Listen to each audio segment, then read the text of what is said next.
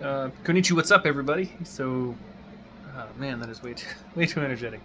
It's currently about 8 o'clock at night, and this is my first time at Nikko. So, Nikko's like 2.5 hours in good traffic away from me, and so kind of the thought of waking up at 5 in the morning, or perhaps even earlier, to make my way to a drift day wasn't really appealing. So, I have a tiny Japanese hotel room for the night. Last time I tried to do this, I wrecked, so hopefully this doesn't jinx me. Yeah, so I've never been to Nikko before. I've driven it on the sim a bunch of times, and hopefully it makes a lot of sense. This is my third drift day in Japan, and if you ever kind of wondered what a Japanese drift day is like, here's kind of the general layout. They have a bunch of different classes, some drift, some grip. It's self-aligning between beginner, intermediate, and advanced, kind of like some basic rules, sponsors, things like that. Then they give you kind of like a timetable. So I'm in the intermediate class. They actually put me in beginner, and I was like, no, put me in intermediate. Never been to the track before, but I figure I'll be able to at least make it around adeptly. Generally, the beginner guys spin out a bunch, so I think it's less likely to crash. But just like most other Japanese days, they're broken into about 10-minute heats per hour, and you kind of go out with your entire group. So there's another page that has who's in what group, but for personally identifiable information, I won't do that. But try to get some sleep. Hopefully, wake up at a reasonable time in the morning. Get there, get a pit space, and see how it works. So I'll see you guys there.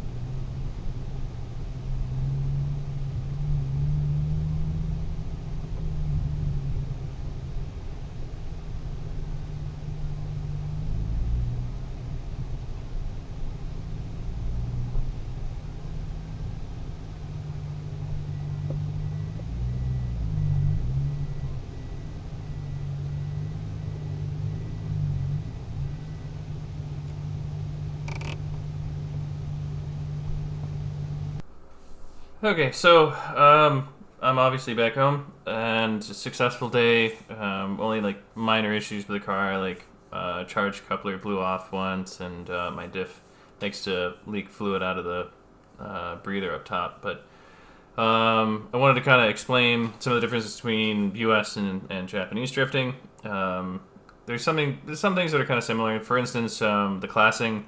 So most events I've been to have at minimum 3 different classes. Sometimes there's like a beginner, then intermediate beginner, and then like a lower intermediate and middle intermediate, and then like semi-advanced and really advanced. But this one that I went to is just beginner, intermediate, and then 2 different advanced because I guess they were expecting a bunch of people.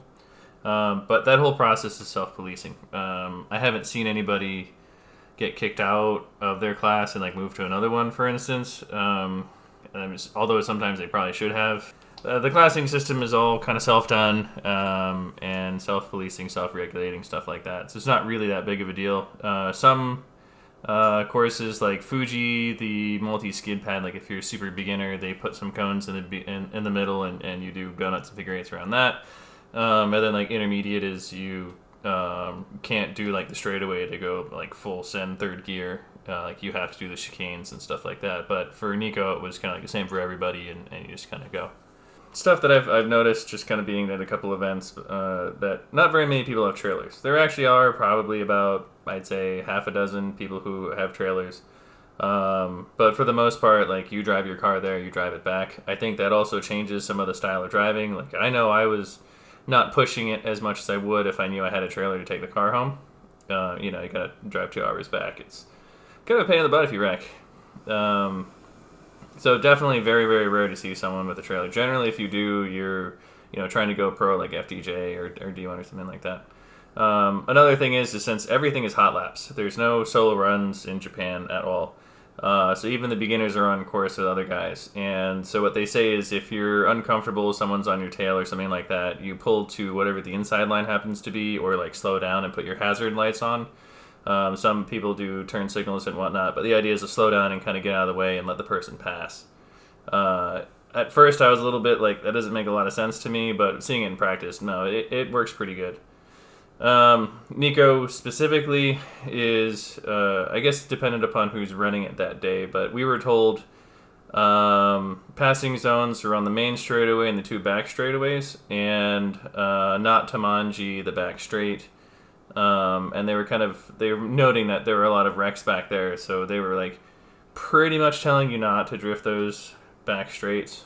Definitely not Manji. There's like the really, really high speed back straight where people do like the Sanpatsu competitions on other days. They were not even the advanced people were supposed to do that.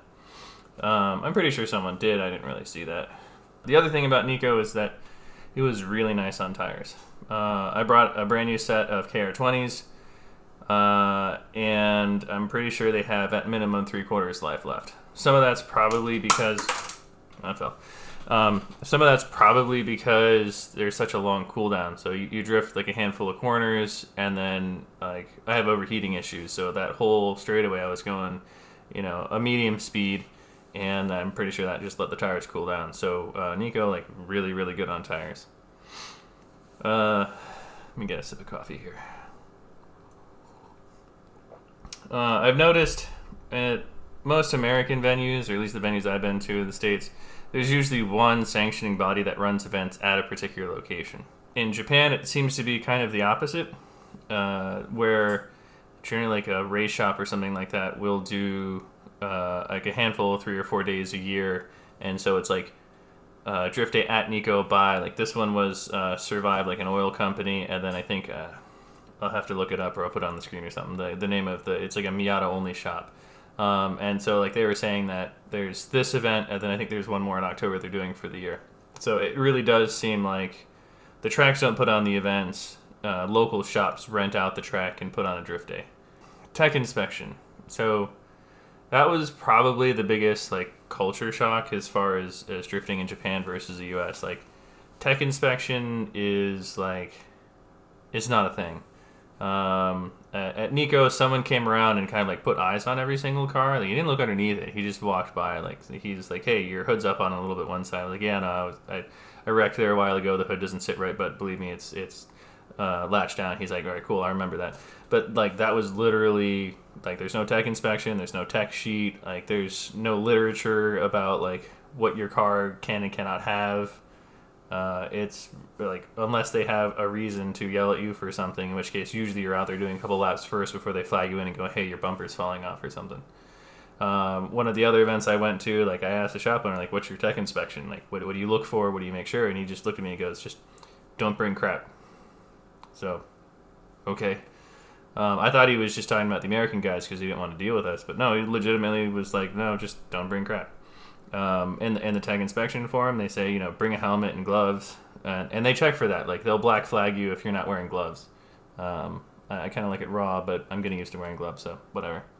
The other thing is that's a little bit different from the States is in Japan, you have to wear long sleeve shirts, even in the summer, and all windows have to be up. So if you have a sunroof, it has to be closed. If you have, regular windows, those have to be all the way up. Which in the States, normally they're told to keep it down because, if you get into a wreck or something, like glass shards on you or whatever. But no, they want it up, which kind of sucks. There's just no airflow, and I can't, I want to hear a little bit better, but that's definitely, I don't know, someone let me know in the comments if other U.S. venues have the long sleeve shirt and windows up rule. The other thing was, last time I was at Fuji, I was in, I think, beginner class, maybe intermediate class, I don't remember. And there was one kid that was, all up on my tail, trying to get close to me and all sorts of stuff. And it turns out it was a 10-year-old kid. And so I talked to the dad, and he's like, yeah. He's been on the sim for about 6 months, and he's, I just taught him stick shift and whatnot. And, he's really been driving for about 2 or 3 months now. So I'm like, what? So they don't really have rules against age somehow. He was a 10-year-old kid driving, and his 5-year-old sister sitting shotgun. And, they don't bat an eye here about that, which, my wife is probably going to watch this. If I can get my son into that, that'd be kind of cool. But also, that's insane to me. You get sued, 6 away from Sunday stateside if anything should happen to that kid. In Japan, I guess they don't really do that. It's not really a huge thing. Other things that are different, mostly for payment, for your drift day, they, after sign up, you get a day to pay, and it's done via bank transfer. You have bank information, you have to do a bank-to-bank transfer. So I haven't really figured out how to do bank transfers. I have a Japanese bank account, but most of the base guys don't, so we usually just message them and go, hey, we're Americans, we don't have Japanese bank accounts, can we show up and pay the day of? And they're usually okay with that. I think if we were Japanese, they'd say hell no. But it is what it is. I've also seen a lot of tracks seem to have food. So Nikko has, I think I saw people get karaage, which is chicken nuggets, Japanese chicken nuggets. I mean, that's really underselling what karaage is. And then they had curry. So, it was cheapish food, but it was, something's there, it's hot, and you can buy it. Nikko is kind of in the middle of nowhere. It's an industrial area. You actually have to go through a tunnel, a one-way, one-car only tunnel. It's really insane to get there, so there's not much around it. And they also do trophies. So I think a lot of Americans already know this, but a lot of the events, they just kind of do basic judged runs. So the last heat was judged. I completely, I knew someone was watching me, and I biffed every single run. There was no way in hell I was getting a trophy. But each class got, beginner, middle, or first, second, third place trophies, and they did a whole thing and whatnot. And they also do junkin, which is paper, scissors, rock. So you've probably seen it where, Saishogu, junkin, whatever. And if you have the winning hand, you keep going, and at the very end, however many people are left have that many prizes to give those prizes, and they do it until they run out of prizes. So that seems to be a very common thing in a lot of these events. Pretty much every single one of them, it's definitely a cultural thing. And then the final thing is Nikko in particular. Nikko's a tiny track, probably one of the smallest ones I've ever been to. The rule was everybody had to be out by 4:30. You had to be packed up, cleaned up, all your stuff's out, and everybody met at the front of the gate for awards and stuff like that, but you had to be out by 4:30. Which I thought was a little bit weird, maybe because it's still, it gets dark early. But then as soon as we got out, I noticed that there were street sweepers, and there was someone literally pressure washing the track. Like they really took care of it. They swept all like the debris off, and they literally went around the track sweeping and pressure washing it. And while they were doing that, there were people in the pits with like kitty litter sand on any little oil stain or whatever they found on the ground. Like they put it down, swept it up, threw it away, stuff like that. And then they washed the paddock. Like it was like some kind of soap or something with the street sweeper. You can actually see like it laying down the soap as it went across. And they literally cleaned the entire everything. So like I have never seen a track so well taken care of, so manicured, and so like cared for. Like I was like absolutely shocked. Would definitely go back to Nikko. It's probably one of my favorite tracks I've ever been to. It's like got a really good vibe. The general area is good for like vacationing if you want to do that after the drift day. You know, for people like me with kids. Yeah. So if I missed something or you want me to delve into something more, feel free to comment. I'm taking a month off to do kind of some maintenance, and then like life's kind of busy. So I think my next track day is, I think first week of April. I'll be at Sports End Yamanashi, which is definitely another one of those bucket list tracks. So if you want me to record something in particular, or just have suggestions on what you want me to video, because I did literally no video this time around. I was more just trying to get through the day. Let me know so I can capture that next time. Trying to get kind of like the more authentic, the things you don't really see, the Japanese side of things and whatnot. So if you made it this far, I really friggin' appreciate it. Give my video game Clutch for free on Steam a try, and I'll see you guys in the next one. I appreciate it. Thank you.